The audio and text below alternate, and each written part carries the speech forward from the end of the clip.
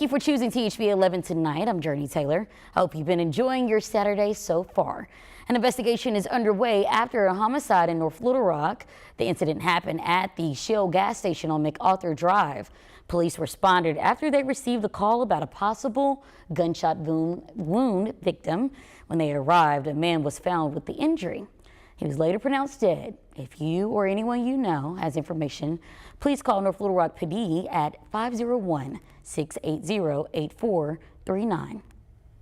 An Arkansas man will serve 25 years in federal prison for his role in a meth conspiracy connection to a white supremacist gang.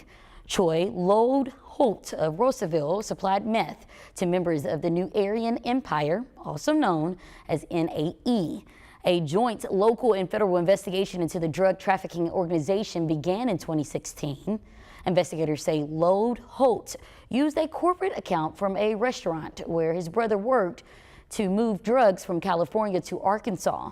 In September 2019, he was indicted on a second superseding charge, one count of conspiracy to distribute and possess with intent to distribute meth.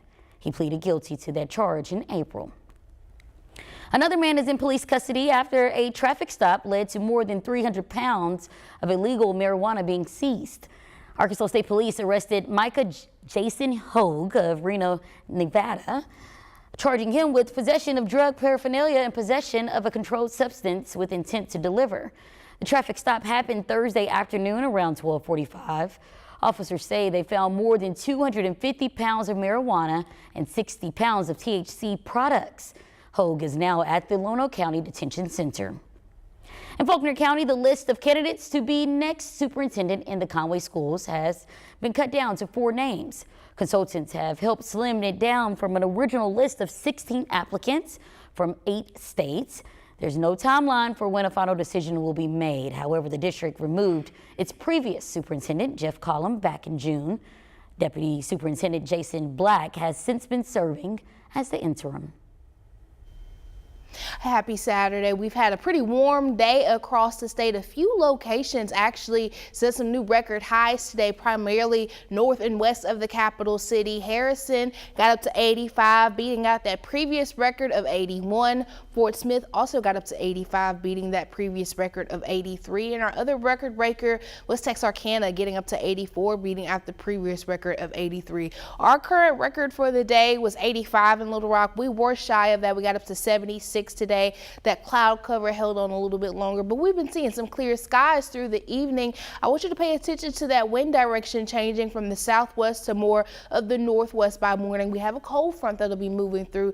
That front really just going to bring some cooler temperatures, maybe a few passing clouds, but we're definitely looking to stay dry. Here's what you can start on your Sunday morning. Some upper 50s and low 60s with a cooler afternoon tomorrow. The real rain chances are wrapping up later this week. We'll talk about the details in your 7-day outlook. All right, Simone, thank you. Well, 4 law enforcement officers have been shot and a suspect is dead after a domestic violence dispute in Kansas.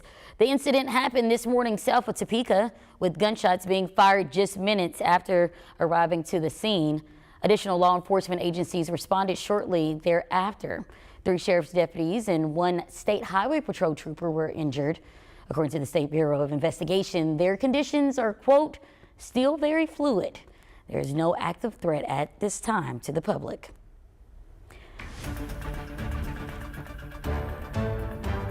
President Trump is parting ways with a once loyal ally, Republican Representative Jurnee Taylor Greene.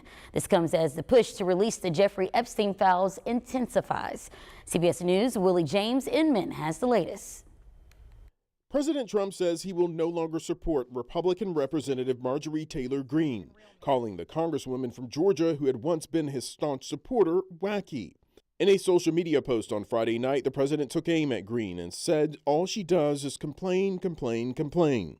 Jurnee Taylor Greene is not anyway, she is a very different thinking than I have. Something happened to her over the last period of a month or two where she changed, I think, politically. I think that her constituents aren't going to be happy. The president's negative comments about Green come as she continues to push for the Justice Department to release all files related to convicted sex offender Jeffrey Epstein. These women have been waiting, some of them for decades. I talked to several victims that were raped by Jeffrey Epstein back in the 90s. And so this is information that has needed to come out for a very long time, and the American people have demanded it. And so the American people deserve to see transparency from their government.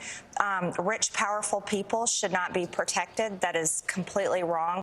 House Speaker Mike Johnson said Wednesday that a bill that calls for the release of all the Justice Department's Jeffrey Epstein case files will be put to a vote next week. In other government news, a number of restrictions that were imposed because of the record-breaking government shutdown are being lifted this weekend. The FAA began rolling back mandated cuts to flights throughout the country. Museums in the nation's capital and the National Zoo also began reopening this weekend. And SNAP food assistance that have been put on hold for the month of November because of the shutdown are expected to be released in the next week. Willie James Inman, CBS News, West Palm Beach, Florida. Well, the Central Arkansas community coming together today to make sure it's keeping things nice and beautiful. Many people across the metro participated in the Little Rock Zoo's Recycles Day event. Those that came out brought items they no longer needed to be recycled, including glass, paper, and cardboard, along with houseware items, to name just a few. It was held from 9 this morning to noon, and if you didn't have a chance to come out today, well, the next opportunity will be in March of next year. Well, College Game Day might not have come to Arkansas this week, but that doesn't mean the fans in Arkadelphia were any less excited. Teach Me 11's Carter Thweet shows us why at the Battle of the Ravine, the pregame traditions might be just as exciting as the action on the field.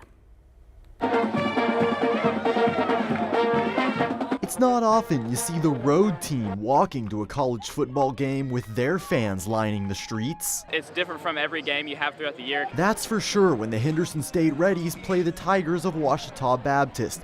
The two school stadiums, just a 5-minute walk. It's, what, not even a mile away, and it's just a great game to come to and to support. It's that distance that allows the road team to simply walk to the other stadium every year. As a former Reddies defensive end, Tyler Strain made the trip multiple times. To walk right across the street, both sides are lined up to see us walk over there, and it's pretty tense, but it's also a good feeling right before the game. For reference, here's the Cabe Center where the Reddies started the walk, and there's Cliff Harris Stadium where the game was played. I've seen Henderson storm our field when they won, and I've seen us storm theirs when we won. It's just really cool because you don't get that environment a lot in D2 football. While the stadiums might be right next door, some of the fans are far from it. For Zach Edwards, a former OBU receiver, getting to come from California and bring his son to the game makes this day special.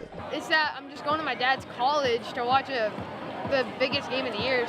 It sounds really awesome. So while the ESPN show College Game Day may not have come after host Reese Davis said they were considering it, that doesn't make the Battle of the Ravine any less exciting. We were really hoping that they were going to come here and be a great day. I think they should have, but you know, at the end of the day, it's going to be a great game regardless. In Arkadelphia, Carter Thweet, THV 11 News.